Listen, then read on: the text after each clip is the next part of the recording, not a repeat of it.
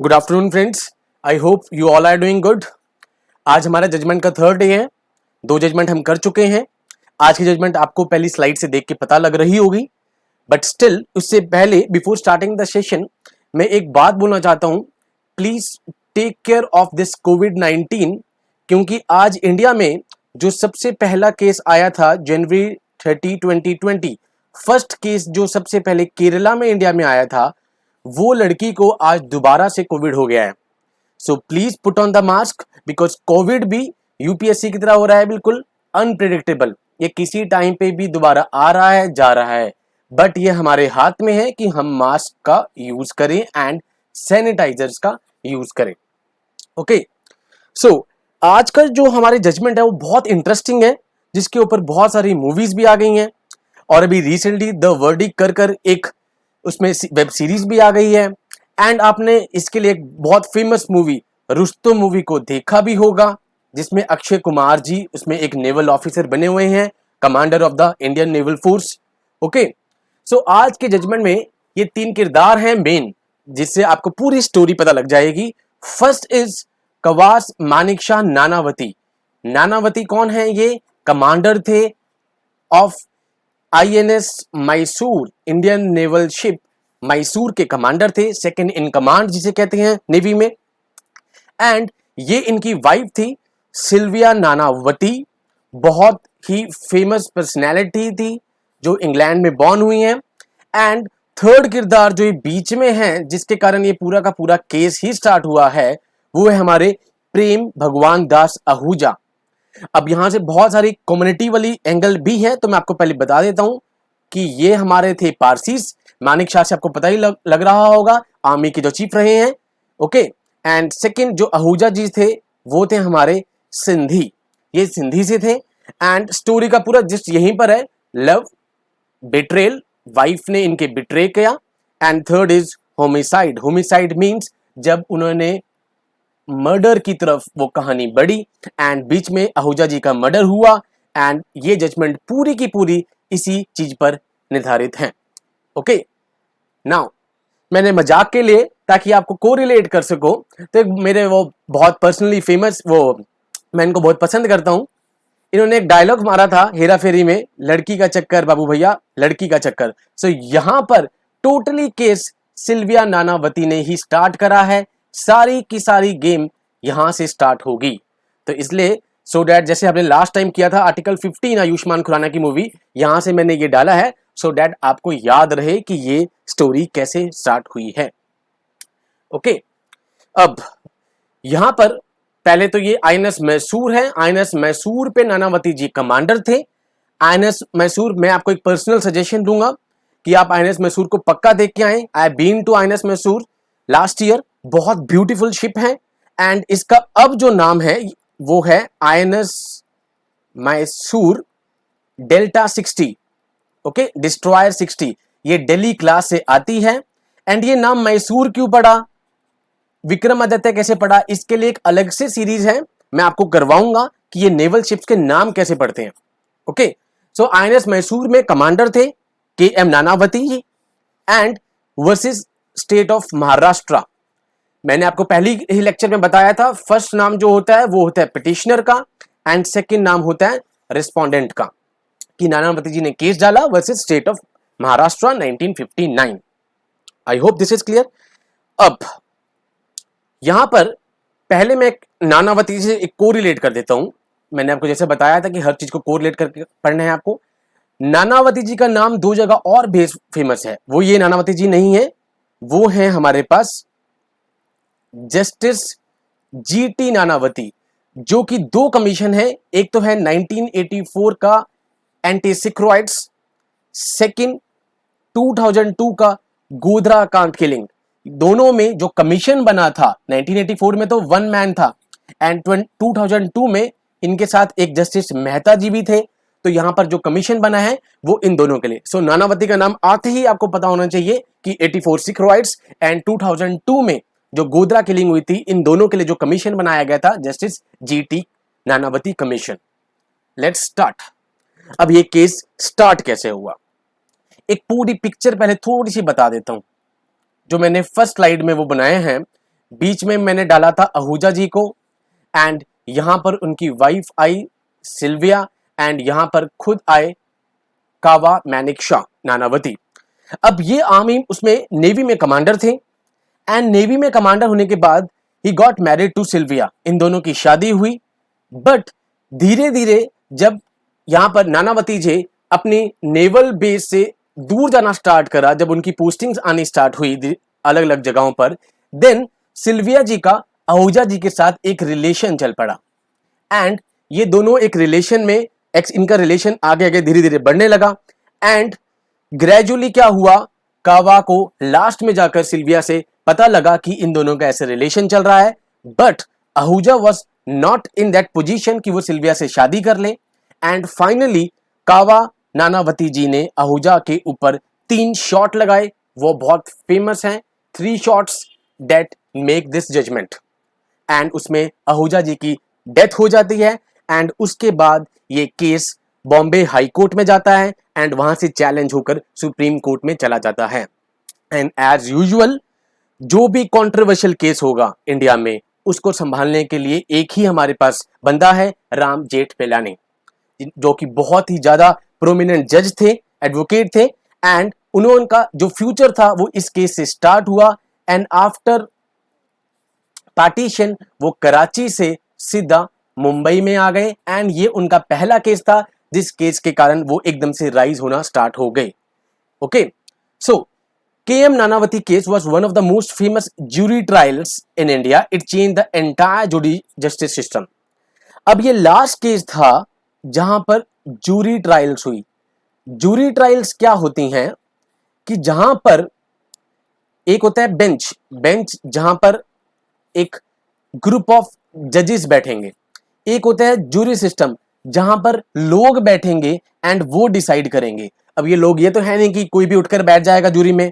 अब इसमें क्या होता था, एक ग्रुप ऑफ पीपल को एक समन जाता था, एंड उसके बाद वो सिलेक्ट कर कर एक पर्टिकुलर ग्रुप ऑफ पीपल को एज अ जूरी बिठा देते थे। एंड यहां पर क्या हुआ कि जूरी ने नानावती जी को फेवर करा, बिकॉज वो एज एन ऑफिसर बहुत अच्छी उनकी इमेज थी, एंड उन्होंने कहा कि इसमें कोई भी गलती इनकी नहीं है, कि इनकी जगह कोई भी होता तो वो ये एक्शन लेता। सो पहला तो इस केस का पॉइंट हमें ये है कि इसके बाद जूरी ट्रायल्स इंडिया में खत्म हो गई, एंड उसके बाद बेंच सिस्टम आने लग गया। अब बेंच सिस्टम भी सिंगल बेंच होता है जिसमें एक जज बैठेगा, डिविजनल बेंच होता है जिसमें 2 जजेस बैठेंगे, अगर वो भी सॉर्ट आउट नहीं होता तो कॉन्स्टिट्यूशनल बेंच बैठता है। कॉन्स्टिट्यूशनल बेंच में 5 जज तो बैठेंगे ही बैठेंगे, एंड ये हरदम और टर्म्स में होगा 7, 9, 11, 13, सो दैट एक डिसीजन आ सके।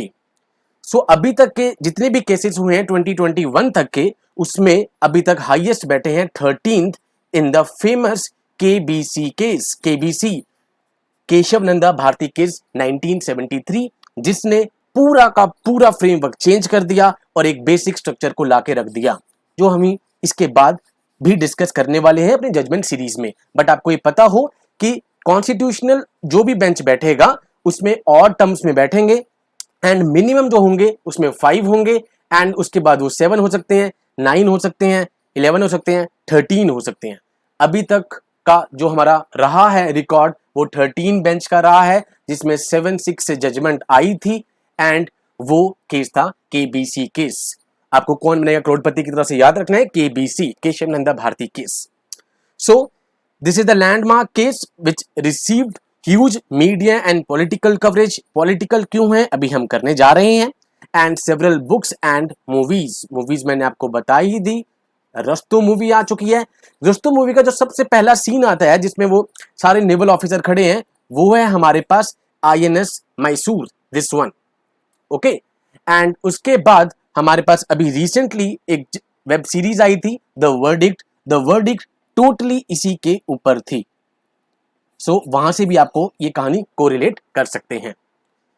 Let's start the background of the case, कि भाई इसका बैकग्राउंड क्या था, वो तो मैंने आपको वैसे फर्स्ट स्लाइड में ही बता दिया है, बट अब इसे लीगल टर्म्स में पढ़ते हैं।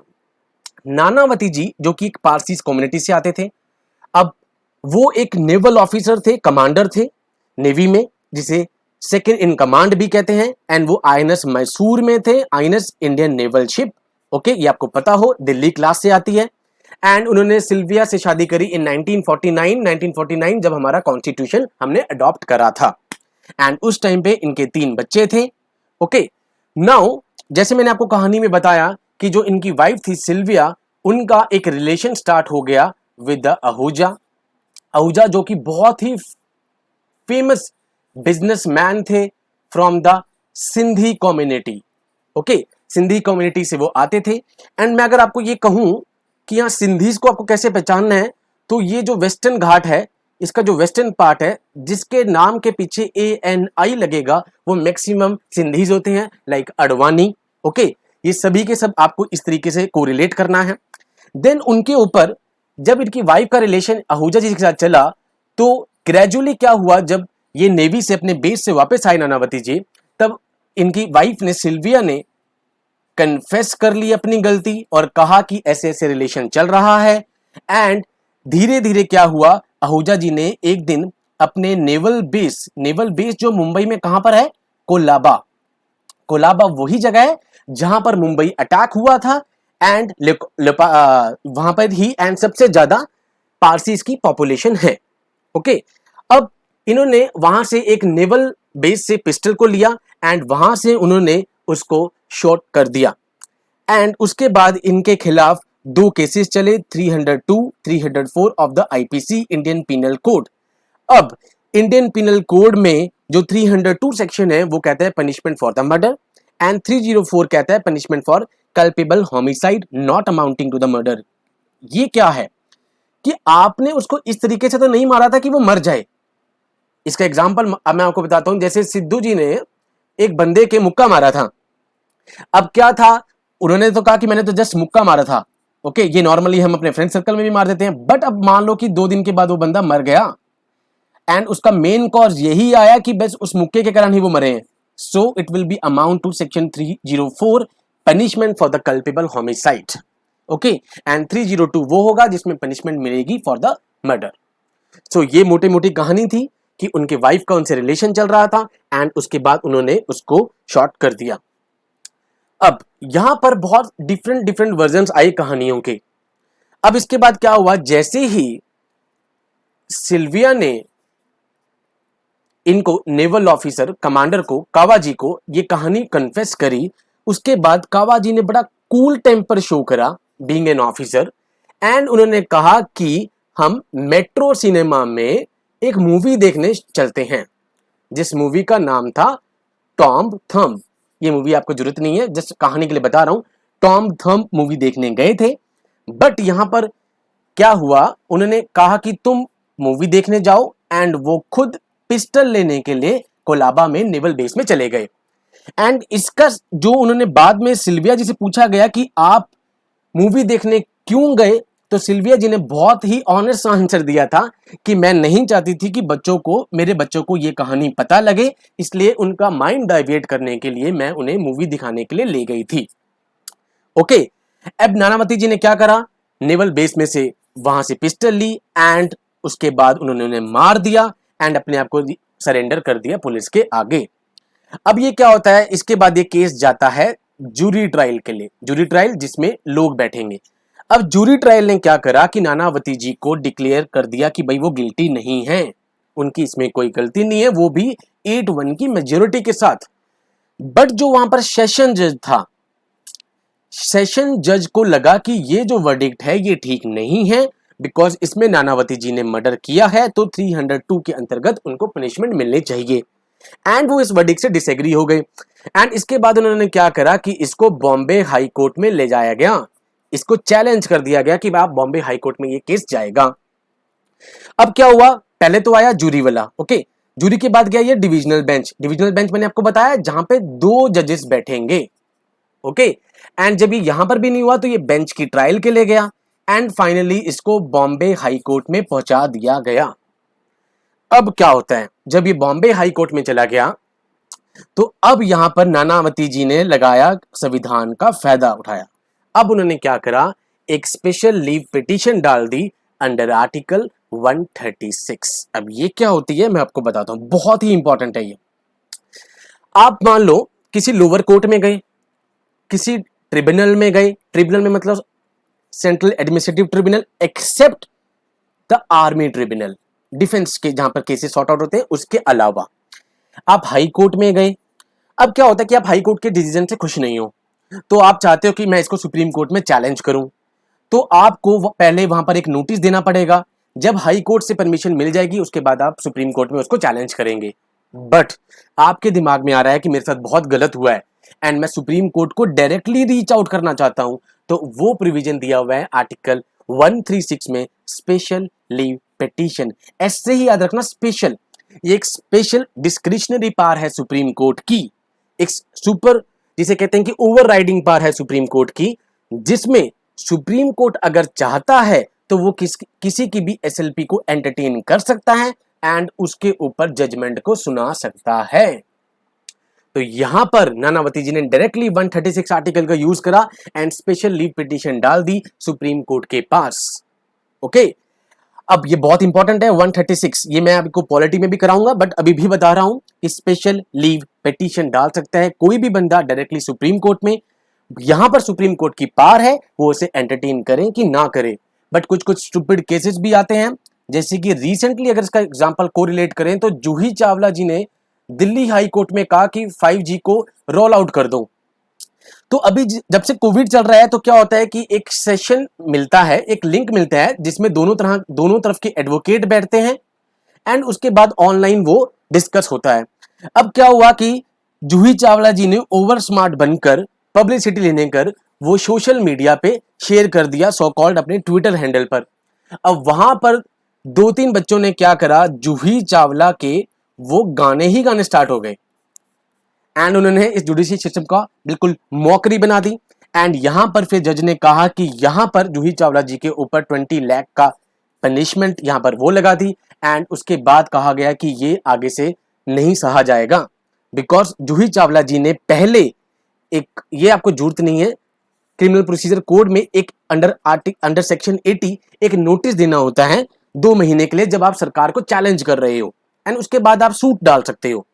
ओके, बट यहां पर जूही चावला जी ने आई थिंक कोई भी पॉलिटी की किताब या कुछ भी नहीं पढ़ा और सीधा वहां पर एक सूट डाल दिया एंड उतना तो ठीक था। उसके बाद यहां पर हाई कोर्ट ने उनको ये भी कहा कि ये डिस्कस करेंगे सोशल मीडिया पर, मतलब कि जो लिंक मिला है, बट वहां पर उनके जो फॉलोवर्स थे, फैन फॉलोवर्स थे, उन्होंने जूही चावला जी के गाने स्टार्ट कर दिए।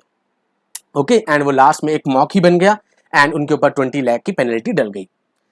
And at the same time इन्होंने, जब नानावती जी ने यहां पर स्पेशल लीव पिटीशन डाली, उन्होंने साथ साथ क्या करा, 161 आर्टिकल में गवर्नर के पास पार्टनिंग पावर है।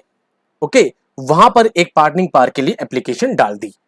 एंड आपको जो मैंने सबसे पहले वाली उसमें कहा कि यहां पर पॉलिटिकल माइलेज भी बहुत आई है, वो पॉलिटिकल माइलेज मैंने क्यों बताई थी, क्योंकि उस टाइम पे जो गवर्नर थे वो थी Vijaya Lakshmi Pandit, sister of first prime minister Jawaharlal Nehru.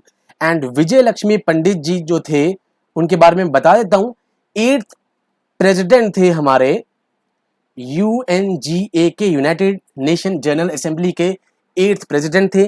First women थे इंडिया की तरफ से जिसने UNGA में रिप्रेजेंट करा। एंड अभी जो सेशन चल रहा है वो 76th सेशन चल रहा है UNGA का, जिसके प्रेसिडेंट हैं हमारे मालदीव्स के अब्दुल्ला शाहिद। ये हमने सेडिशन की करंट अफेयर की सीरीज में करा था, जस्ट यहां पर रिवीजन करवा रहा हूं कि उस टाइम पे गवर्नर थे विजय लक्ष्मी पंडित। एंड जो नानावती जी थे, इसके लिए मैं कहूं blue eyed boy. Blue eyed boy मतलब होता है कि वो बंदा या पर्सनैलिटी जो अथॉरिटी की तरफ से बहुत प्रेज गेन कर रहा है, एक इडियम है जो उनके लिए यूज होता था।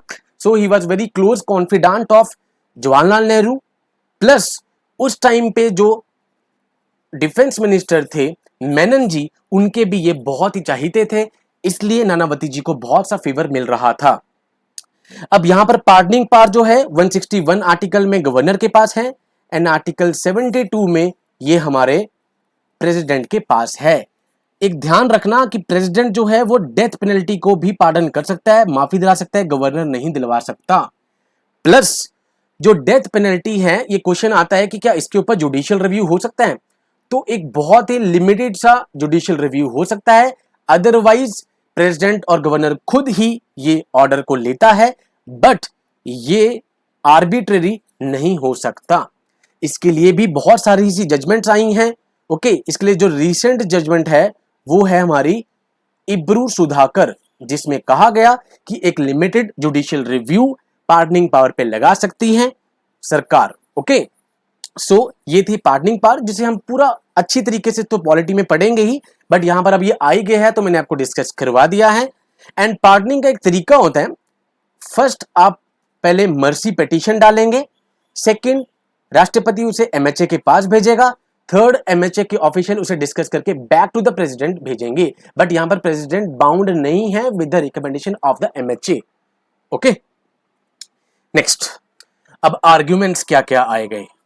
ठीक है, आर्ग्यूमेंट सबसे पहले नानावती जी ने यह कहा कि भाई जो मैंने स्पेशल लीव पिटीशन डाली है, जो उन्होंने आर्टिकल 136 को यूज करके डाली है, उन्होंने कहा कि इसमें हाई कोर्ट के पास पार नहीं है कि जो पहले जूरी की वर्डिक्ट आई है उसको वो अलग रख दे। हाई कोर्ट के पास ये पार नहीं है कि जो जूरी की ट्रायल से डिसीजन आया है जिसमें उनको गिल्टी नहीं घोषित किया जाया था, उसको वो अलग नहीं रख सकते। फर्स्ट उन्होंने कहा कि since there was a grave and sudden provocation the offence committed, it was not a murder but a culpable homicide, कि उन्होंने 304 सेक्शन की मर्डर करना नहीं चाहा था, वो उनसे गलती से हुआ है, वो मारने की उससे नहीं गए थे। तो ये तो आर्गुमेंट रखे नानावती जी ने। बट यहां पर दो लीगल इश्यूज आए जो उठकर आए कि भाई पहले तो ये है कि क्या ये प्री प्लान्ड मर्डर था या ये हीट ऑफ द मोमेंट था। ठीक है, क्योंकि सामने जो केस लड़ रहे हैं हमारे राम जेठमिलानी, उनका तो वैसे भी कोई मुकाबला है नहीं, एंड इधर से नानावती जी की तरफ से जो थे वो थे खंडाला वाला, ये इनके एडवोकेट थे। अब यहां पर जब ये आहूजा जी के घर पे जाते हैं नानावती जी, तब आहूजा जी नहाकर आते हैं एंड उन्होंने खाली टॉवल बांधा होता था। तो यहां पर राम जेठमिलानी जी ने कहा कि अगर ये हीट ऑफ द मोमेंट था, कि अगर ये प्लान नहीं था, तो आप मुझे ये बताइए कि इनके टॉवल पर एक भी रिंकल क्यों नहीं आया। क्योंकि जब उनकी डेड बॉडी मिली तो उनका टॉवल उसी पोजीशन में था जैसे कि वो जब नहाकर आए थे। तो उन्होंने कहा कि अगर ये दोनों तरफ से लड़ाई हुई है, अगर उन्होंने अपने सेल्फ डिफेंस में इनको मारा है, तो इनके टॉवल पे कुछ तो लगता, कुछ तो होता। बट वहां पर देखा उन्होंने कि टॉवल में कुछ भी चेंज नहीं था, तो उन्होंने कहा कि ये हीट ऑफ द मोमेंट नहीं था, ये बिल्कुल प्लान्ड मर्डर था। सेकेंड उन्होंने कहा कि अगर जब इन्होंने पार्डनिंग पावर लगा ही दी है आर्टिकल 161 में, एंड साथ साथ इन्होंने लगा दिया है 136 में एसएलपी, ये दोनों के दोनों इकट्ठे नहीं चल सकते हैं क्या। ओके, तो सुप्रीम कोर्ट ने बाद में ये कहा कि ये दोनों पैरेलली चलेंगे, बट ये कभी भी मिलेंगे नहीं, बिकॉज दोनों का ऑब्जेक्टिव अलग अलग है। तो ये दोनों लीगल केसेस इस वाले केस में आए। अब आया जजमेंट का दिन कि भाई ये होगा क्या। अब क्या हुआ, पहले तो सुप्रीम कोर्ट ने कहा कि भाई जो बॉम्बे हाई कोर्ट ने इनको गिल्टी घोषित किया वो बिल्कुल ठीक है, and under section 302 of the IPC इनको एक रिग्रेस इम्पीचमेंट मिलेगी बिकॉज इन्होंने उसका मर्डर करा है। सेकंड उन्होंने कहा कि जो एसएलपी है और पार्डनिंग पावर है, ये दोनों इकट्ठे ऑपरेट नहीं कर सकते हैं। इसे पॉलिटी की लैंग्वेज में रूल ऑफ स्टैट्यूटरी कोएग्जिस्टेंस कहते हैं कि ये दोनों चीजें इकट्ठे नहीं चल सकती, ये खाली पैरेलली चलेंगी, ये दोनों मीट नहीं कर सकती, इंटरसेक्ट नहीं करेंगी, क्योंकि दोनों का ऑब्जेक्टिव अलग है। यहां पर स्टैट्यूटरी से मैं आपको एक पार्ट समझा देता हूं, हमने किया था some bodies are statutory body like coffee board of India, tea board of India, like this which are created by an act of parliament, वो होती है स्टैट्यूटरी बॉडीज। अब ऑब्जर्वेशन क्या है इसमें, पहली ऑब्जर्वेशन तो ये आई, जो कोर्ट ने बहुत दिमाग लगा के ऑब्जर्वेशन दिया यहां पर, कि जिस दिन सिल्विया ने घर पर आके कॉन्फेस किया था कि मेरा रिलेशन चल रहा है आहूजा के साथ, उसके कुछ दिनों के बाद उन्होंने प्रेम आहूजा का मर्डर किया। तो सुप्रीम कोर्ट कहती कि इनके पास सफिशिएंट टाइम था अपने दिमाग को कंट्रोल में लाने के लिए। तो इस पॉइंट से साफ पता लगता है कि यह बिल्कुल प्लान्ड मर्डर था। सेकंड उन्होंने कहा कि जब नानावती जी ने आहूजा जी से पूछा कि क्या आप सिल्विया से शादी करने के लिए तैयार हैं, तो क्या हुआ था कि आहूजा ने मना कर दिया था। तो इस पे सुप्रीम कोर्ट ने कहा कि इस वाली स्टेटमेंट से साफ पता लगता है कि नानावती बिल्कुल होश में थे एंड वो अपनी वाइफ का फ्यूचर देख रहे थे। दैट मीन्स उनका माइंड बिल्कुल कंट्रोल में था, ये कोई भी जल्दबाजी में मर्डर नहीं हुआ है। थर्ड, उन्होंने कहा कि जब उन्होंने आहूजा को गोली मारी उससे पहले उसको अब्यूज करा, एंड जब क्वाइट ऑब्वियस है यहां से आप दो कुछ बोलेंगे तो सामने से चार आएंगे, तो उन्होंने ये प्रोवोक करा है सामने से अब्यूसिव रिप्लाई को, तो this can not be the provocation for the murder. Okay, तो ये ऑब्जर्वेशन दी यहां पर कोर्ट ने, एंड उसके बाद उन्हें 3 साल की पनिशमेंट मिली, बट उसके बाद हेल्थ ग्राउंड्स पे उनको पार्डनिंग पावर मिल गई, एंड फाइनली गवर्नर जो विजय लक्ष्मी पंडित थी, जो कि इनकी बहुत क्लोज थी, कॉन्फिडेंट थी, एंड वो 6th गवर्नर थी महाराष्ट्र की, एंड 8th प्रेसिडेंट थी यूनाइटेड नेशन जनरल असेंबली की, एंड उन्होंने इसको pardoning power they the, and finally ये कनाडा वापस चले जाते हैं अपनी वाइफ के साथ, एंड 2003 में इनकी डेथ हो जाती है। कोइंसिडेंस यहाँ पर यह है कि जो रुस्तुम मूवी बनी है वो अक्षय कुमार ने बनाई है, एंड यहाँ पर अक्षय कुमार के पास भी कैनेडियन सिटीजनशिप ही है, एंड यहाँ पर नानावती जी के पास भी कैनेडियन सिटीजनशिप ही थी। प्लस आपको इस वाले जजमेंट से बहुत सारी चीजें पॉलिटी की भी आपको क्लैरिटी मिली होगी, एंड इसके बाद सिल्विया ने अपने पुराने घर इंग्लैंड में रहना स्टार्ट कर दिया, जो कि अभी वहां पर रह रही हैं अपने बच्चों के साथ। यहां पर इंग्लैंड वही इंग्लैंड है जो मैंने आपको बताया था। यूके, यूके का मतलब क्या है? वाइन्स, Wales, Northern Ireland, England, Scotland, this is the UK. ये खाली मैं आपको रिवाइज करवा रहा हूं जो मैंने बहुत बार करवाया था कि यूके स्टैंड फॉर दिस। सो ये थी हमारी third judgement.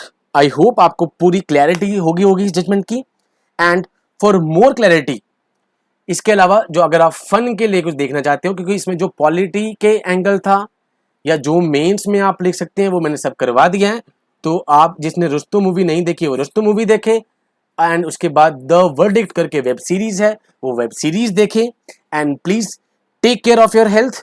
As I started my lecture कि आज जो फर्स्ट कोविड का केस था 2020 में वो दोबारा से कोविड पॉजिटिव हो गया है, तो please take care of yourself. जय हिंद टू ऑल।